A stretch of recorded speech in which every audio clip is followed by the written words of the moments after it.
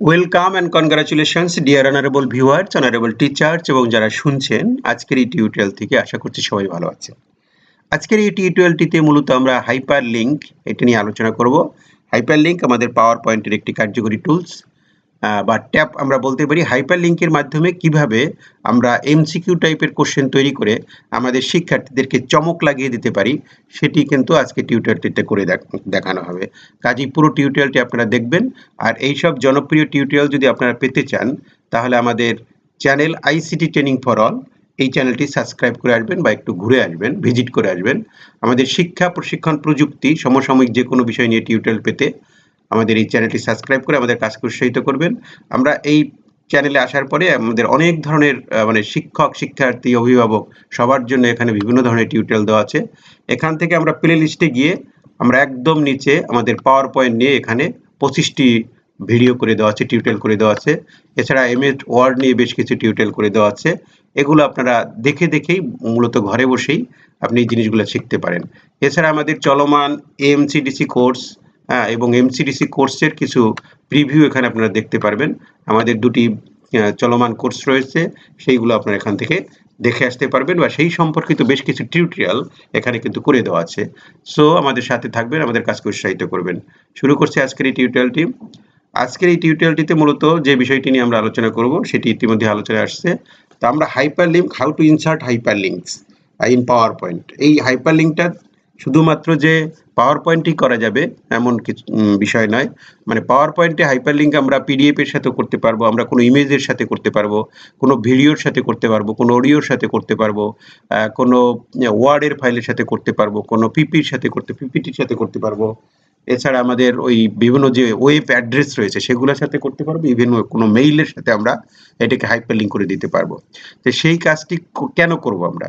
সেই কাজটি মূলত করব, আমি একটা বিষয় নিয়ে পড়াচ্ছি, ঠিক এই জায়গায় এসে আমার শিক্ষার্থীদেরকে আমাদের বইটার কাছে নিয়ে যাওয়া দরকার।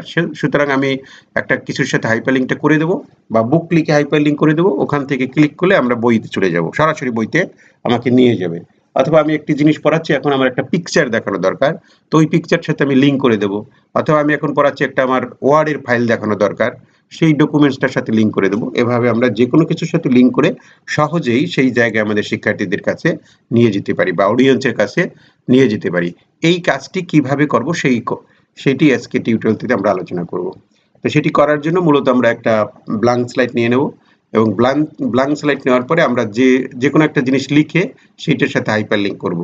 তাহলে আমরা একটা জিনিস এখানে লিখলাম এবং এটাকে হাইপার লিঙ্ক করা আছে কিনা সেটা এখান থেকে কিন্তু দেখা যায়। এই যেখান থেকে হাইপার লিঙ্ক করা যায়, সরাসরি এখান থেকে হাইপার লিঙ্কে করা যায়, অথবা আমরা ওখান থেকে ইনসার্টে গিয়ে হাইপার লিঙ্কে যেতে পারি। তো এখান থেকে আমরা যাই।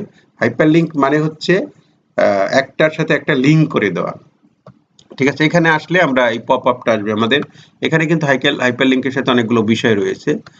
তো আমরা যদি এই যে এক্সিস্টিং ফাইল অর ওয়েব পেজের সাথে করতে চাই, তাহলে আমরা এখানে দেব। এখানে দিলে আমার এক্সিস্টিং ফাইল মানে কি, আমি যে ফাইল নিয়ে এখন কাজ করছি, যে এই ফাইলগুলো নিয়ে আমি এখন কাজ করছি, সেই এক্সিস্টিং ফাইলগুলো এখানে দেখাচ্ছে। এটার কোনোটার সাথে যদি আমি হাইপার লিঙ্ক করে দিতে চাই, তাহলে এখান থেকে ক্লিক করলে ওকে দিলে আমার হাইপার লিঙ্ক হয়ে যাবে। তারপরে আমাদের আছে পেজ অথবা documents, place in this document, অর্থাৎ এই ডকুমেন্টটাকে আমরা কোন স্লাইডের সাথে হাইপার লিঙ্ক করতে চাই। এটা কিন্তু আমাদের ওই যে এমসিকিউ করার সময় কাজে লাগবে। এই অপশনটা আমাকে যেতে হবে। ক্লিয়ার? এরপরে আমরা কি করব, কারেন্ট নিউ ডকুমেন্টের সাথে যদি আমরা করতে চাই, এখান থেকে সেটি করতে পারবো। এবং কোনো মেইল অ্যাড্রেসের সাথে যদি আমরা করতে চাই, এই যে মেইল অ্যাড্রেসটা এখানে লিখবো এবং কোন বিষয়ের মেইল অ্যাড্রেস সেটি লিখে দেব। লিখে দিয়ে আমরা এই যে এখানে যেমন একটা করে দেখানো হয়েছিল সেটি কিন্তু এখানে আছে। তো এই মুহূর্তে আমরা কোনো একটা ফাইলের সাথে আপনাদেরকে করে দেখাচ্ছি, সেটা আমরা কোথায় রেখেছি সেই ফাইলটা, সেটা আমাদের আগে কিন্তু জানতে হবে। তাহলে সেটা আমরা রেখেছি, এখান থেকে জানবো আমরা যে আমাদের ডেস্কটপের মধ্যে আমরা এই যে হাইপার লিঙ্ক নামে আমাদের একটা ফোল্ডার আছে, এই ফোল্ডারের সাথে আমরা একটা জিনিস, এখানে কয়েকটা জিনিস আছে, এটার সাথে আমরা লিঙ্ক করব। তো প্রথমেই আমরা এই যে টপার নামে একটা ইমেজ আছে, ইমেজটাকে লিঙ্ক করব। এইটার সাথে ডাবল ক্লিক করলেই কিন্তু এটা হয়ে যায়। এখন হাইপার লিঙ্ক হয়েছে কিনা সেটি করার জন্য বা আমি দেখার জন্য আমাকে দিতে হবে সবসময় স্লাইড শো মোডে যেতে হবে। স্লাইড শো মোডে গেলে এখানে ক্লিক করলেই কিন্তু আমাকে ওই যেটার সাথে আমি লিঙ্ক করেছি সেই পেজটা কিন্তু আমার এখানে চলে আসবে। তাহলে সেই পেজটা চলে আসলো। আর এই পেজটা হচ্ছে আমাদের চলমান যে পঞ্চম শ্রেণীর বৃত্তি পরীক্ষার্থীদের যে অনলাইন ব্যাচ যে পড়াশোনা শুরু হয়েছে আমাদের এই প্ল্যাটফর্ম থেকে, পিএসসি উইনার্স বাংলাদেশের পক্ষ থেকে, সেই ব্যানারটি কিন্তু আমরা এখানে দেখতে পাচ্ছি।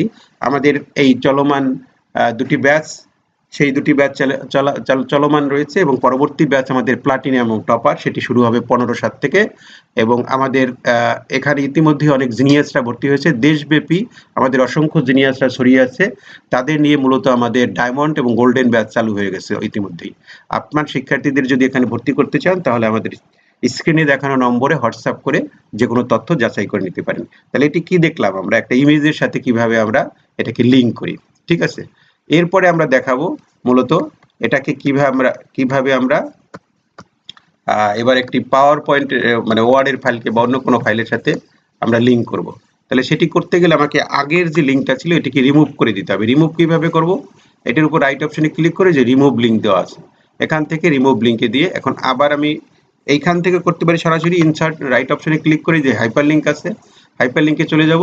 এখন আমি কিসের সাথে লিঙ্ক করব, এটাকে আবার তাহলে আমার সেই ফাইলের কাছে যেতে হবে এবং সেটি ছিল হাইপার লিঙ্ক নামে। এখন যদি আমি একটা পিডিএফ এর সাথে বা ওয়ার্ডের সাথে করি একই রকম সবগুলো আরেকটা করে দেখাবো। আমরা একটা এই কোর্স ডিজাইন এমসিডিসি এটার সাথে দিলাম, হ্যাঁ এই এমসিডিসি কোর্সের সাথে দিলাম এবং হাইপারলিংক হয়েছে কিনা, অবশ্যই হয়েছে। এটা এখানে কিন্তু লেখা আসবে যে কোনটার সাথে আপনি হাইপারলিংক করেছেন। এটা কোর্স আউটলাইন এমসিডিসি হাইপারলিংক ডেস্কটপে আছে, যেটি ক্লিক করলাম, ক্লিক করার সাথে সাথে কিন্তু আমাকে সেই কোর্স আউটলাইনে নিয়ে যাবে। এটি আমাদের আরেকটি বিজ্ঞাপন বলতে পারি আমরা, এমসিডিসি অর্থাৎ মাল্টিমিডিয়া কন্টেন্ট ডেভেলপমেন্ট কোর্স, যেটি আমাদের চলমান রয়েছে। শিক্ষকদের জন্য এই কোর্সটি ডিজাইন করা হয়েছে, অর্থাৎ পাওয়ার পয়েন্টের মাধ্যমে কিভাবে ডিজিটাল কন্টেন্ট তৈরি করে ক্লাসে পাঠদান করতে হয় সেই পুরো বিষয়গুলোকে আমরা এই কোর্সের মধ্যে নিয়ে আসছি এবং আমাদের এই কোর্সগুলো কিন্তু চলমান আছে। আপনারা যে কেউ এই কোর্সে এনরোল করে এই কাজগুলো আপনারা শিখে নিতে পারেন, একদম হাতে কলমে এটি শেখানো হয়। এখানে মূলত এই কোর্সটি কত দিনের কি কি শেখানো হয় ডিটেলস এটার মধ্যে কিন্তু সুন্দর করে দেওয়া রয়েছে।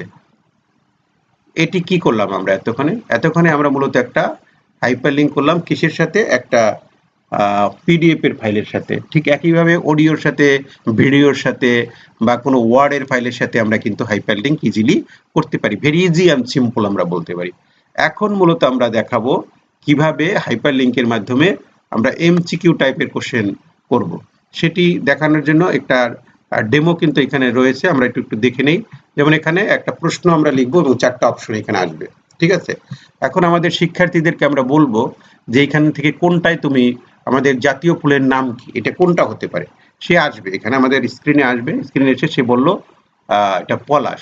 তা পলাশ বললে কি তোমার উত্তরটি ভুল হয়েছে, হ্যাঁ এখানে ভুল হয়েছে, তাহলে আবার চেষ্টা করতে হবে, তাকে আবার চেষ্টা করতে ক্লিক করলো, এবার সাথে সাথে আবার আর একটা চলে আসলো, এভাবে একটা দিয়ে সে দেখলো, হ্যাঁ এরপরে আবার যদি আমরা শেফালিতে দেই তাহলে তোমার উত্তরটি ভুল হয়েছে, আবার চেষ্টা করো, তাহলে তুমি কোনটা হতে পারে।